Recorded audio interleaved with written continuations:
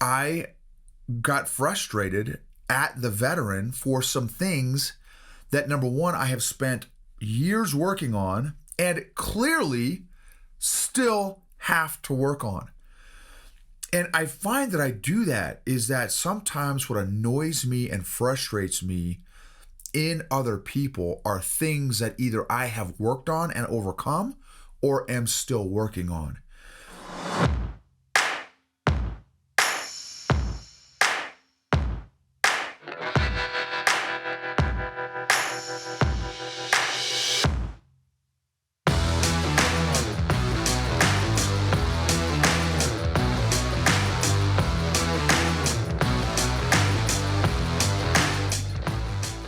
What is going on, EQ gangsters?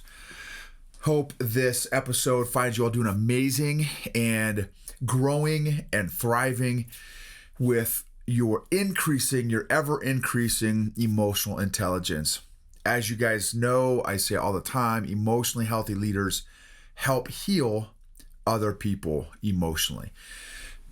So this episode, I've got a couple episodes here I'm going to share with you all. I mean, not in the same episode, but I've got a couple on my bean right now. So first of all, thank you guys for participating, being part of this journey, letting me be a part of your emotional growth journey and you being a part of my emotional growth journey. A lot of you all know I use the dirty underwear style of leadership where I share the junk in my trunk. I share my failures. I share my shortcomings and how I screwed up emotionally. Well, today is going to be another one of those episodes. And hopefully you all can learn from my growing emotional intelligence. Let me put it that way. So okay. So I just got off the phone and and what happens is, so now as I've been doing this for 2 years now, podcasting, and we're, I don't know, by the time when this one releases, I may already be past 200 episodes at this point when this episode releases and drops. And, we're at, close to 50,000 downloads. We're, probably 47,000, 48,000. I haven't checked in a little bit. So it's somewhere in that neck of the woods. We're coming up on 50,000 for sure. Hopefully by somewhere in the first quarter of 2022, we will have, around 50,000 downloads. And so as a result, what happens is, I get a lot of people that reach out to me and say, hey, I want to be interviewed on your podcast. Can you interview me? I got this organization and I want to promote it and talk about it. And I get a lot of those, a lot, and great ones. Great people reaching out, great organizations reaching out, and that's fine. All right, that's cool. I do that. I do that with other influencers and other podcasters. And hey, can I, not necessarily can I be on your podcast, but a lot of times I'll ask them if they want to be on my podcast, and here's why I think they could add value to my audience, et cetera, et cetera. Anyway, so a lot of people want to be on the podcast. This particular gentleman reached out, and it's a great organization. They're doing great things, and I also get a lot of veteran organizations that reach out, that organizations that are supporting veterans, which obviously I love. I'm a veteran. So, but like obviously with any organization though, you got to vet and make sure that they're legit. And I don't just let anybody that asks get on the podcast just because they want to be on the podcast. Their values have to align with my values. They've got to support, they've got to have support the same kind of things that I value and stuff. And they, I want to do some sort of digging that this is an organization that is one that I would feel comfortable promoting on my podcast. So I have a little system that I do with vetting organizations and people and that kind of thing. So this one particular organization reached out, this gentleman reached out, and super nice guy, great dude, obviously very similar backgrounds, veteran also, and, very, very much aligned with me and my values and even what I'm doing. And what's interesting is this guy just did not know when to shut up. He, like, very early on in the conversation, I'm like, bro, love it, love what you're doing. You know, uh, what could be some possible next steps? Well, but no, man, let me tell you about this aspect of what we do. I'm like, bro, like, I'm sold, bro. You don't you don't have to keep selling me.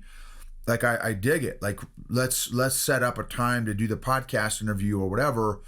But no, man, let me. And he kept going and to sell me on this organization. And man, I was getting annoyed. Like, it was really annoying. This dude would not shut up. And oddly enough, well, have you guys ever experienced that where you have, whether it's salespeople or maybe even a friend that just doesn't, there's no self-awareness and there's no social awareness. They just don't know when to shut up. And what, so we finally, he finishes, and I try to interrupt him a few times, which I don't like doing. Again, I used to be that guy. I used to, again, me being the guy that invented ADD and ADHD, right? I'm one of the OGs of ADD and ADHD.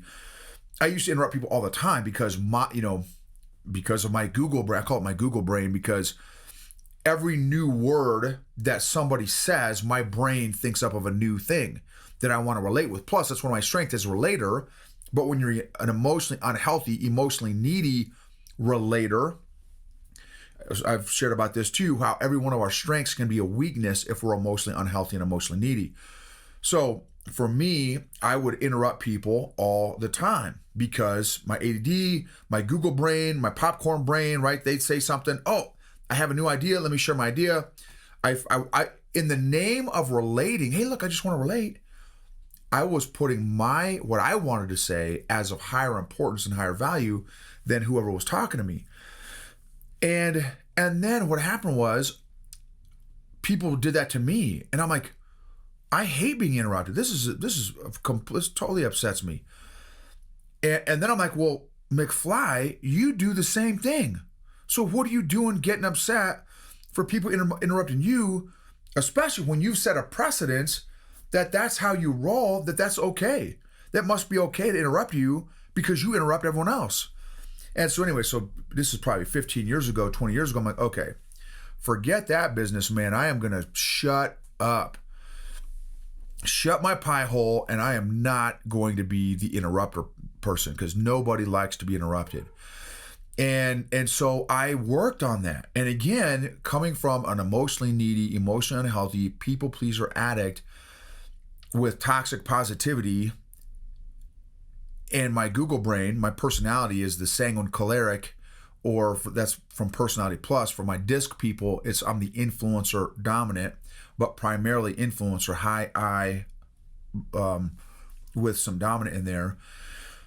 So high influencer. And so then when I got off the phone with this guy, I was hot and I was really frustrated and upset and it was frustrating. I was annoyed and I was trying to come up with some good emotion words there. So annoyed, frustrated, upset.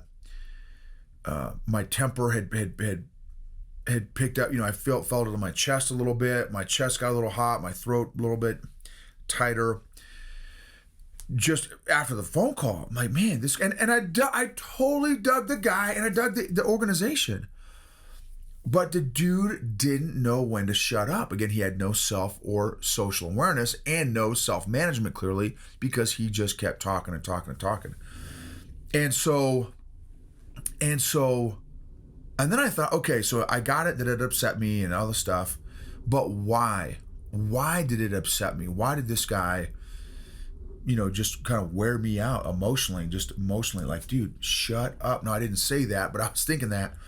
Well, because it was an area that I've had to work on very intentionally for a long time.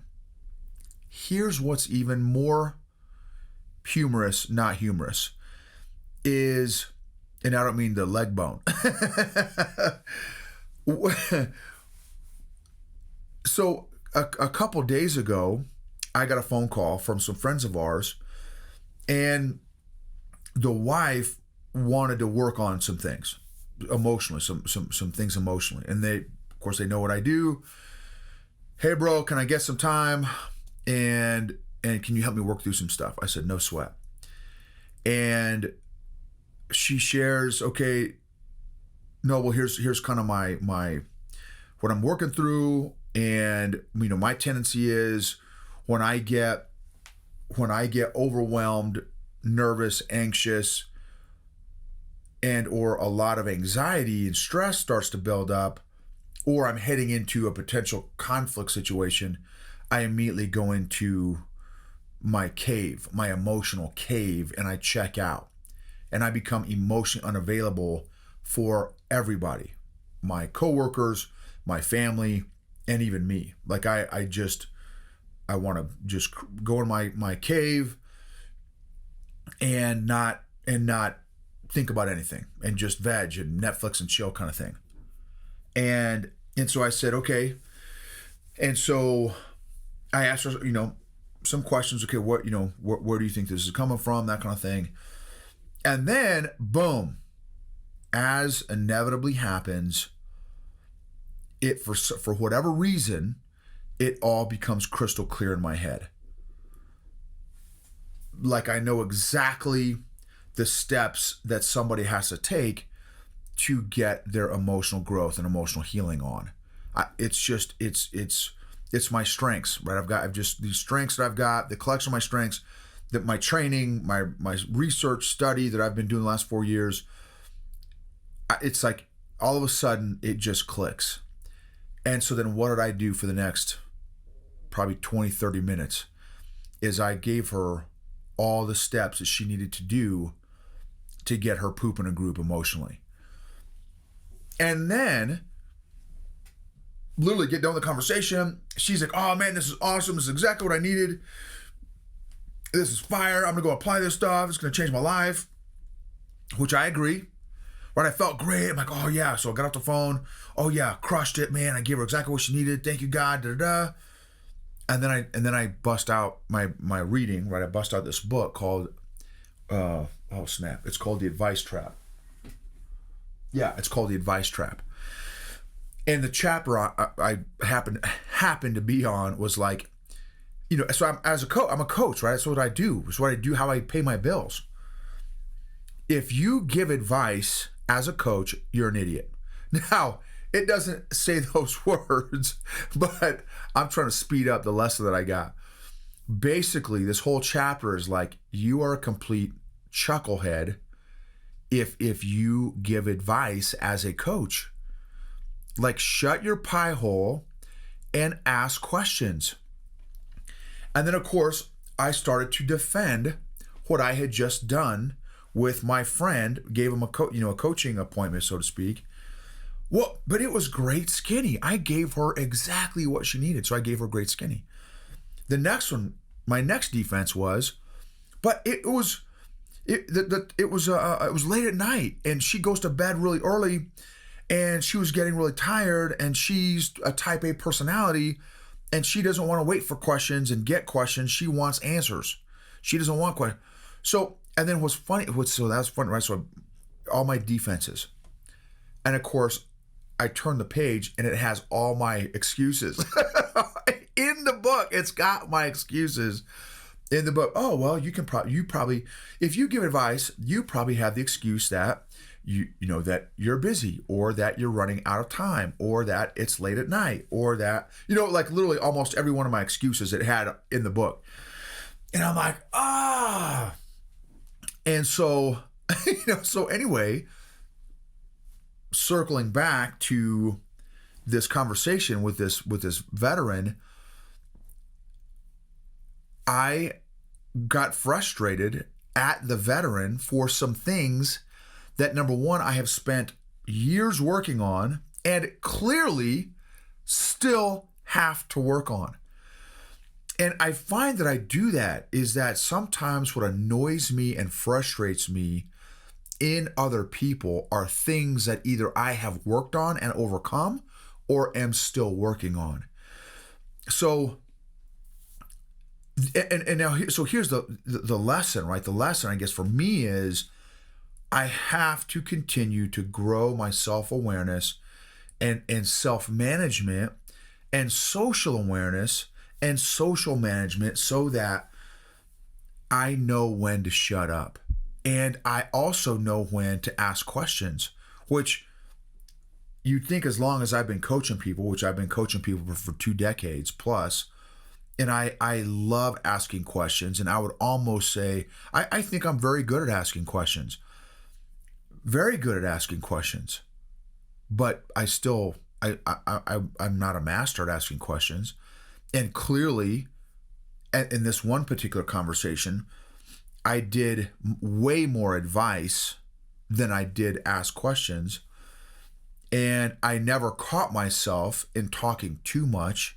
So here again, I got upset this veteran for all the exact same stuff that I literally just got done doing the night before, or 2 days before, whatever. It was recent, very, very recent. And so, man, hopefully you guys can get some takeaways from that. The whole comment or quote, God gave us 2 ears and 1 mouth so that we can listen in proportion with that ratio, right? So we should listen twice as much as we speak, kind of concept. And I've just got to continue to work on, especially if I want to continue to grow and improve as a coach, which I do. I want to be a master at coaching people, which really is, for me, means I want to be a master at listening, and I want to be a master at asking questions. The right question at the right time can change someone's life. The quality of the question determines the quality of the answer. And for somebody who loves discovering people and helping people work through whatever they want to work through, this is an area that I clearly still have to work on. So pay attention the next time you're in a conversation with, what is your ratio? How often do you ask questions? That's a whole nother conversation, y'all. But I'm going to just throw it in here on the tail end. Think about this. I want you to pay attention to this. The number of conversations that you have where the other people actually ask you questions. It is very, very rare. In my opinion, in my experience, for the last 25 years of very, very, very intentionally dealing with people, communicating with people, most people are terrible question askers. Not only are they terrible question askers, they don't ask questions. They are more concerned about themselves than anyone else. And oh man, I think I've already told you the game that my wife and I used to play. We still play it every now and then. I'm not going to tell you guys because anyway, moving right along. Just pay attention to how many conversations you engage in today when you're listening to this episode, or you're watching this on YouTube, that somebody actually asks you a question. And then what kind of a question is it? Is it like a level 1 surface level question, or is it maybe a level 2, maybe a little bit deeper question, or even level 3, like a really deep question? What type or level of question is it, if they even ask a question? And then how can you be more intentional at asking questions? What kind of questions would you like to ask somebody? What would you like to know or discover about somebody? What questions could you ask that could help somebody else discover something new about themselves? And you could be a part of that opportunity of them in that moment, helping them discover something new about themselves, a new gift, a new skill, a new talent, new ability, a new thought, a new mindset, a new strength. So listen more, talk less. Super funny, coming from a podcast, a podcaster who talks on podcasts. So love to hear maybe a takeaway. If you got something of value from this, please, would love it if you would share it. Thank you for subscribing. Thank you for rating. Please give us a rate on whatever platform that you rate your podcast or listen to your podcasts on. Please rate it. And I'd love to hear a comment too. So not just a rating. And again, it can literally take 20, 30 seconds of your time to just put, give us whatever star you think represents the quality or caliber of the content that you're getting, but then also what one of your takeaways was. You guys know I love learning, and I love hearing what other insights other people get about this stuff. So thank you again. Remember, unaddressed emotional issues do not get better over time. They actually compound. If you don't deal and face your emotional issues, your friends, family, and coworkers will be forced to. Emotionally healthy people help heal other people emotionally.